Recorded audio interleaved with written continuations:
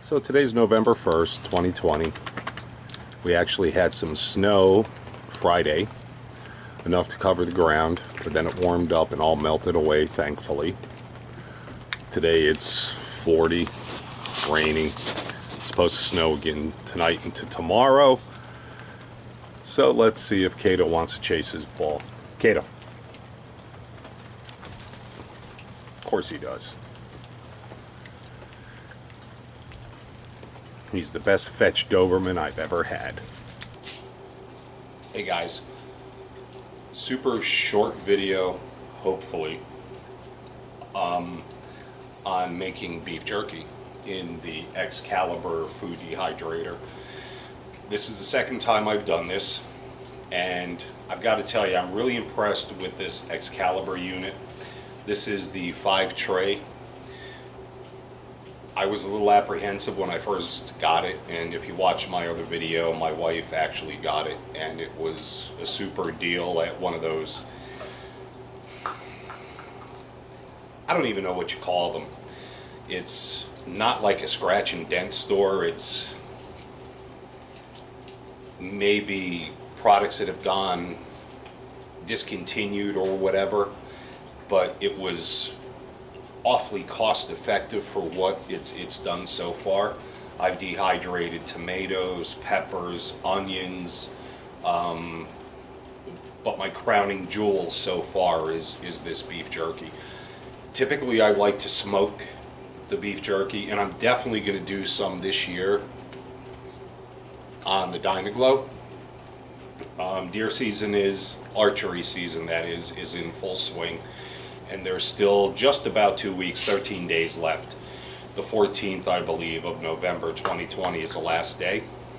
And today's Sunday. This morning I let the dog out, and I haven't seen a buck on my property in months. This morning I let the dog out, daylight savings time. Things are, a little dark now in the morning. And, when I get up, that is.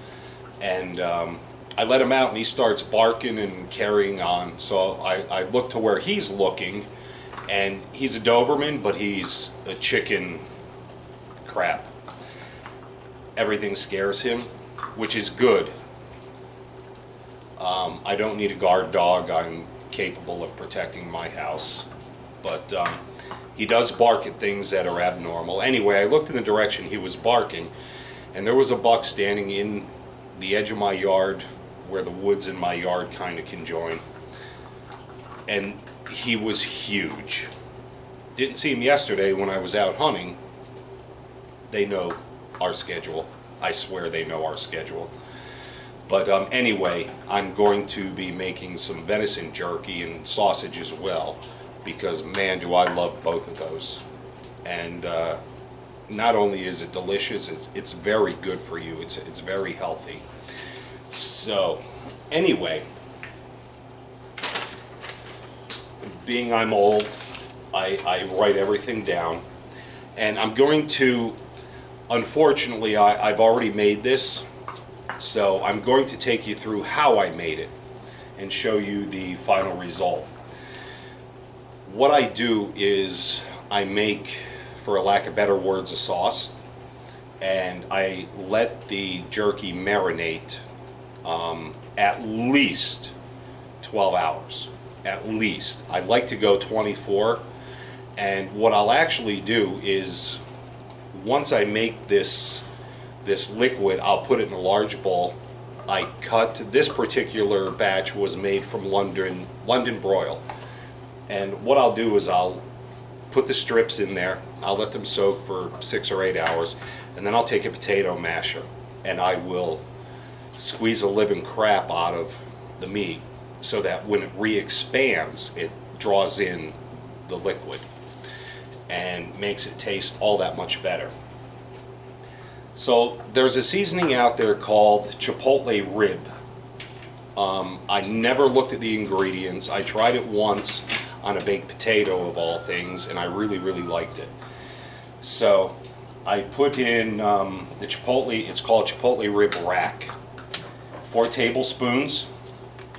2 tablespoons of paprika, 3 tablespoons of garlic powder, half a cup of brown sugar, 2 tablespoons of pink salt, 2 tablespoons of crushed red pepper,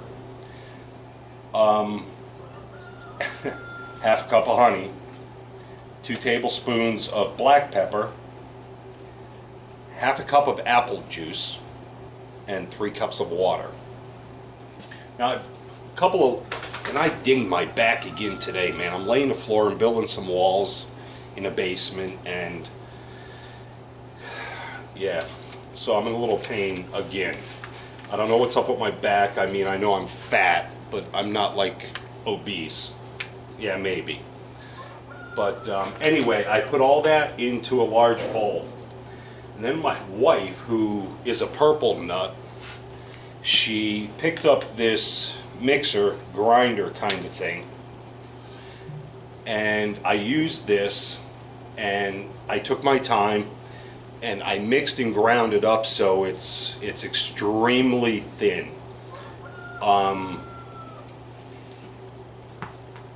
Puree, so to speak. And you know, this is a Chefman, and the model number is as long as my arm, but anything like this is going to work. Just take your time, make sure it's purified very good.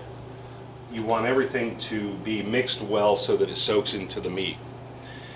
So as I said, once this bowl of liquid is mixed, purified, pureed, I slice the London broil, or whatever meat I'm using. It doesn't have to be London broil because it's jerky. You can use a lesser cut of meat. But I happened to be in the store the other day, and they had a deal, buy one get one free. So I got a pound. This batch that I made with the recipe that I just told you was about a pound, almost a pound and a half of meat. So again, it was London broil, and I cut all the strips as close to a 1/4 inch thick as I could with a grain. And they swear that that makes it easier to chew and so on, but it doesn't matter. Jerky is, you know, like eating shoe leather anyway. So I don't think it really matters for jerky. Just my opinion. Y'all may think differently. But once I cut the meat all up, I put it in the liquid.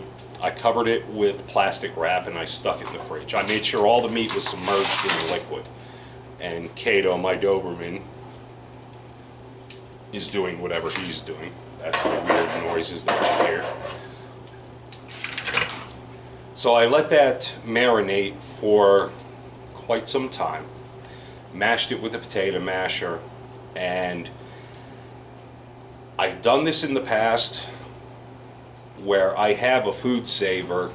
It's actually a new one. I don't remember the one that I had before, the vacuum food sealer thing, but it really helps if you're in a rush. I think the best way to do this is to let it soak in you know, the liquid. But if you're in a rush, you can put the liquid, the meat, into a large bag and then evacuate it with a food saver type machine. And the vacuum is going to pull the liquid all through the meat. So that's a way to expedite this if that's what you need to do or want to do. So with the Excalibur Food Dehydrator, I set it at 125 degrees, and when I eat steak, I eat it rare. I mean, it's still mooing when I'm eating it. And knock wood, I've never gotten sick from any steak that I've ever eaten. So 125 degrees, and I put it in for about 3.5 hours. And his little toy got stuck behind my workbench and he can't get to it, so now he's upset. 3.5 hours, but I'll check in about 2. And they say what you're looking for is to be able to bend the jerky so that it cracks but not breaks. If it breaks, man, it's like eating a rock. So I recommend checking it periodically to make sure you're not overcooking it. So here's the final result. And I've eaten quite a bit of this. And man, this looks like the stuff that you would pay a lot of money for in the store. So I'm not sure. I never broke it down. The cost of the seasonings, the electric to run the dehydrator, but the meat was very reasonably priced. So this is something that I really like to do. I really like to do it with venison. The venison comes out really, really well. And this is good. And my God, don't tell my wife, but I've given a few pieces to the dog. And Cato actually adores this stuff. He loves it. So again, just a real quick video on how I make my version of beef jerky.